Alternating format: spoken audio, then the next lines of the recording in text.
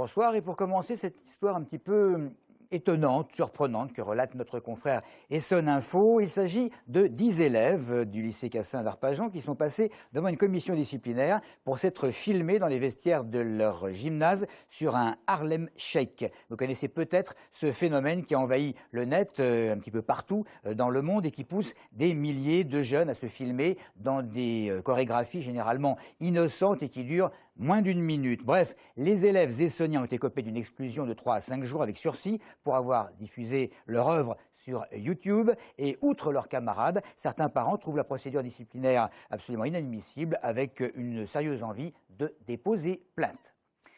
Il a changé de style, mais pas de ligne, ont constaté certains analystes de la vie politique à l'issue de la conférence de presse de François Hollande. Une équipe est allée demander à quelques Essonniens ce qu'ils pensaient de la dernière prestation présidentielle. Il était à la hauteur de ses projets. Je pense que si on lui laisse un peu de temps, il y arrivera, mais il ne peut pas tout chambouler en un an. Il nous montre que la France a encore des ressources et il ne faut pas demander tout d'un seul coup. Bon, il y a des choses qui sont pas mal, mais je pense qu'il ne parle pas de ce qu'il faut vraiment parler, c'est-à-dire la crise. Il dit qu'il n'y en a pas, lui, encore, hier soir. Les autres, ils ont dégradé en plusieurs années. Alors lui, il essaye de redresser le pays en peu de temps. Moi, je ne suis pas convaincue. Par les temps qui courent, tous les problèmes qui se posent, c'est pas évident de trouver la bonne solution. Plutôt réussi sur le plan du style. Après, sur le fond, rien de bien nouveau.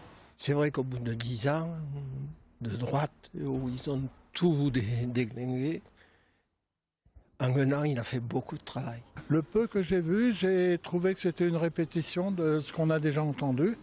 J'attends la prochaine, voir si ça s'est amélioré. Sans transition, l'un des plus grands meetings aériens d'Europe, c'est ce week-end sur l'aérodrome de Cerny-La Ferté-Alais. Et c'est même la 41e édition. L'an dernier, il y avait eu 30 000 spectateurs. Il y a 100 ans, Roland Garros traversait la Méditerranée. Nous allons avoir une flotte d'à peu près une centaine d'avions qui viennent aussi de l'étranger et aussi les avions de l'amicale, les avions privés. J'espère que nous aurons un très beau temps, mais au moins qu'il ne pleuve pas. S'il n'est pas très beau, qu'il ne pleuve pas et que nous puissions voler et faire voler toute cette flotte d'avions très anciens aux avions un peu plus performants. Nous avons même, entre autres, la patrouille de France, mais nous avons un avion de ligne aussi qui va passer. Alors, le meeting de Cerny, pour moi, pilote, représente d'abord la grande fête des aviateurs amateurs d'avions anciens. Et c'est une occasion unique de faire partager cette passion au grand public. Images et explications recueillies par Boulel Ouezoni. C'est aujourd'hui qu'a lieu la journée internationale contre l'homophobie. Après les débats sur le mariage pour tous, depuis le début de l'année, le rejet des personnes gays ou lesbiennes a rejailli dans la société française. Cette journée, c'est l'occasion pour les associations de parler du quotidien de ces personnes qui restent quand même dans l'ombre et de mettre en avant les discriminations dont ils font l'objet. Aurélie Colombel. Depuis le début des débats publics sur le mariage pour tous, les centres d'écoute pour les lesbiennes, gays, trans et bi ont noté une multiplication par 3 des appels de détresse. En cause, des violences et des insultes qui rendent plus vive l'homophobie en France. La députée de la 5e circonscription d'Essonne a été l'une des premières à signer une charte pour un débat parlementaire respectueux. On le voit aussi, c'est inscrit partout, les personnes n'osent pas se promener la main dans la main, donc ça aussi c'est un signe de rejet. En fait, c'est 2 personnes du même sexe qui marchent la main dans la main, c'est très mal vu. Et ça aussi, il faut vraiment... c'est un tout, en fait. Il faut vraiment lutter contre ça. L'homophobie n'est pas une opinion, mais un délit. C'est ce que martèlent les associations. La lesbophobie, quant à elle, est très peu connue. Un mot qui n'existe même pas dans le dictionnaire, mais une réalité. 6 lesbiennes sur 10 avaient été victimes dans l'année de lesbophobie, donc d'injures, d'insultes, éventuellement de violences. Ça existe vraiment et c'est des actes concrets qui sont le quotidien des femmes qui le vivent. Le Conseil général de l'Essonne a signé un plan de lutte contre les discriminations, dont l'homophobie. Des sensibilisations auront lieu dans les collèges et une exposition sera diffusée tout l'été pour dire non aux discriminations dans le sport.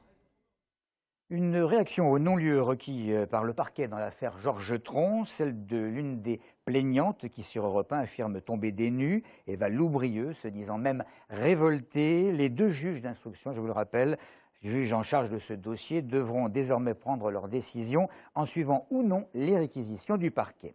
Le Draveil a Fleury-Mérogis pour dire qu'un nouveau référé contre les fouilles à nu apparemment pratiquées dans la maison d'arrêt a été déposé devant le tribunal administratif de Versailles hier.